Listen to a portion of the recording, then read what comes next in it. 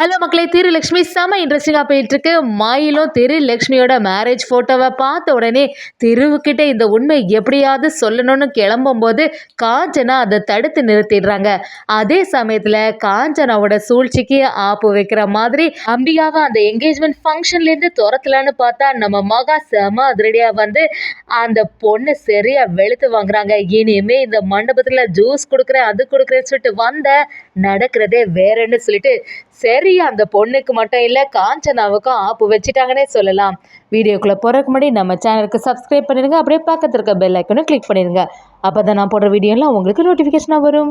என்னதான் நம்ம மகா தடுத்து நிறுத்தினாலும் மயில் கேட்க மாதிரி இல்லை. மயிலும் கண்டிப்பாக இந்த வாட்டி நான் உண்மையை சொல்ல தான் போகிறேன், திருவுக்கிட்ட அதுவும் சொல்ல போகிறேன்னு சொல்லிட்டு கிளம்பும் போது தவறுதெல்லாம் மயிலும் காஞ்சனாக்கா மேலே இடிச்சிடுறாங்க. காஞ்சனாவும் மயிலை பார்த்து டே கண்ணை எங்கடா வச்சுட்டு வர, எதுக்கு தேவையில்லாமல் இப்படி அவசரப்பட்டு வர அப்படி சொல்லும்போது மயிலும் எனக்கு திருக்கிட்ட அவசரமாக ஒன்று சொல்லணும் அப்படி சொல்லும்போது நம்ம காஞ்சனாவும் திரு தான் அங்கே என்கேஜ்மெண்ட்டில் பிஸியாக இருக்கான்னு தெரியல, அதுக்கப்புறமா எதுக்கு நீ இப்படி வந்து அவனை டிஸ்டர்ப் பண்ணிகிட்டு இருக்க, அவங்ககிட்ட எல்லாம் இப்போ பேச முடியாது அப்படின்னு சொல்லிட்டு காஞ்சனா பயங்கரமாக மயிலுக்கு மேலே டென்ஷன் ஆகிறாங்க. இது எல்லாத்தையும் நம்ம திரு பார்த்த உடனே மயிலுக்கு முகமே சரியில்லை.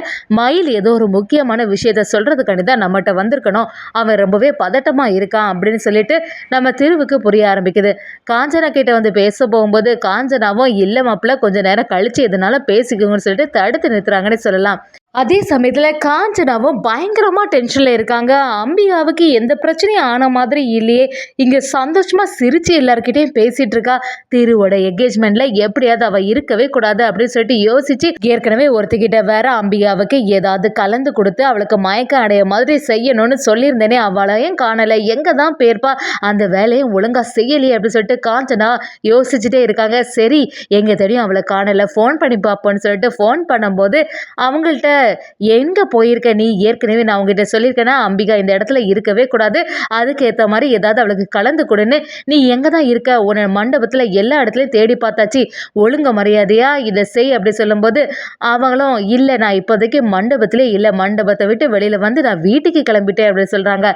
அதை கேட்டு காஞ்சனாவும் என்ன சொல்கிற நீ, இதுக்காக அவள் என்கிட்ட இருந்து இவ்வளோ பணத்தை வாங்கின, அம்பிகா எப்படியாவது மயக்கம் ஆயிடுவான்னு சொல்லிட்டு யோசிச்சுட்டு இருந்தா இங்கே நல்லா சிரித்து பேசிகிட்டு இருக்கா, எதற்காக நீ இப்படி பண்ண அப்படின்னு சொல்லிட்டு சத்தம் போடும்போது நீங்கள் வேறம்மா, இனி ஒரு நிமிஷம் கூட அந்த மண்டபத்தில் நான் இருந்தேன்னு வச்சுக்கோங்களேன், அடுத்து என்ன போலீஸ் ஸ்டேஷனில் தான் பார்த்துருக்கணும், நானே அங்கேருந்து தப்பிச்சு ஓடி வந்துட்டேன் அப்படி சொல்லும்போது காஞ்சனாமா என்ன சொல்கிற நீ, எதுவாக இருந்தாலும் தெளிவாக சொல்லு அப்படி சொல்லும்போது நம்ம அந்த பொண்ணும் ஆமாம் நீங்கள் சொன்ன மாதிரியே இந்த வாட்டி கண்டிப்பாக அந்த அம்பிகாவை ஒண்டிலன்னு பண்ணிடணும், மயக்கம் வர மாதிரி செய்திடணும், ஏற்கனவே ஜூஸில் கலந்து கொடுக்கும்போது இந்த மாதிரி பிரச்சனை ஆகிட்டு சூப்பும் இதே மாதிரி தான் ஆச்சு, இந்த வாட்டி பாதாம் பாலில் கலந்து கொடுக்கும்போது தப்பிக்கவே முடியாது, அங்கேயே நின்று பாதாம் பாலில் அவங்க குடிக்கிறது வரைக்கும் பார்த்துட்டு தான் வரணும் அப்படின்னு சொல்லிட்டு தான் மயக்க மருந்து கலந்துட்டுருக்கேன்.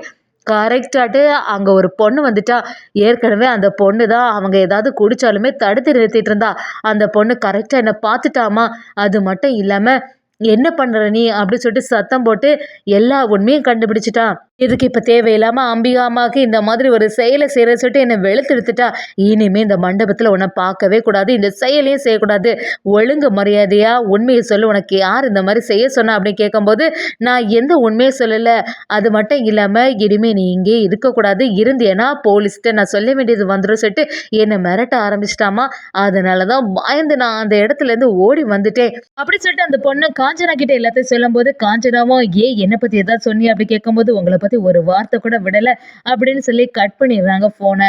அதே சமயத்தில் காஞ்சனாவும் மகாக்கு மேலே இன்னும் கொஞ்சம் டென்ஷன் அதிகம் ஆகுது, எவ்வளோ தைரியம் இருந்தால் இந்த மகா இப்படி பண்ணியிருப்பான், கடைசி வரைக்கும் நம்மளால எதுவுமே பண்ண முடியலையே, என்ன பண்ணாலுமே இந்த மகா ஒரு தடங்களாகவே இருந்துட்டு இருக்கா, இனிமேல் நம்மளே களத்தில் இறங்க வேண்டியதான், பேசாமல் இந்த அம்பிகா இந்த இடத்துல இருக்கவே கூடாது அப்படின்னு சொல்லிட்டு காஞ்சனாவும் ஒரு திட்டத்தை போடுறாங்கன்னே சொல்லலாம்.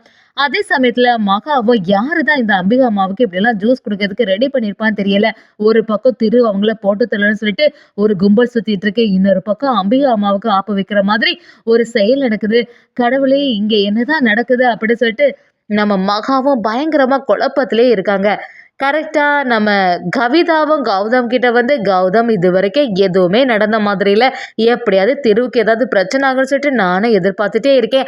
ஆனால் இங்கே எல்லாருமே நல்லா டான்ஸ் ஆடிட்டு சந்தோஷமாக தானே இருந்துட்டு இருக்காங்க அப்படி சொல்லும்போது கௌதமும் நான் அனுப்பினாலும் இந்நேரத்துக்கு போட்டு தள்ளியிருக்கணுமே, அவனுக்கு ஃபோன் பண்ணாலுமே எடுத்த மாதிரி இல்லை, என்னாச்சுன்னு தெரியலையே அப்படி சொல்லிட்டு நம்ம கௌதமும் கவிதா கிட்ட சொல்லும்போது கவிதாவும் அந்த ஆள் யாருன்னு தான் தெரியல, அப்படிப்பட்ட ஒரு ஆள் இங்கே இருந்த மாதிரி நானும் கவனிக்கவே இல்லை அப்படி சொல்லிட்டு சொல்ல ஆரம்பிக்கிறாங்க. கௌதமும் கவிதா நீ எதுக்கும் டென்ஷன் ஆகாத, கண்டிப்பாக தீருவுக்கு இந்த என்கேஜ்மெண்ட் நல்லபடியாக நடக்காது, அவனும் உயிரோட இருக்க போகிறதில்ல அப்படின்னு சொல்லிட்டு ஒரு நம்பிக்கை கொடுக்குறாங்கன்னே சொல்லலாம். ஒரு கட்டத்தில் எல்லா தடங்களையும் தாண்டி நம்ம மகா நம்ம தெருவை காப்பாற்றுனது மட்டும் இல்லாமல் என்கேஜ்மெண்ட்டும் நல்ல சிறப்பாக நடக்க போகுதுன்னே சொல்லலாம்.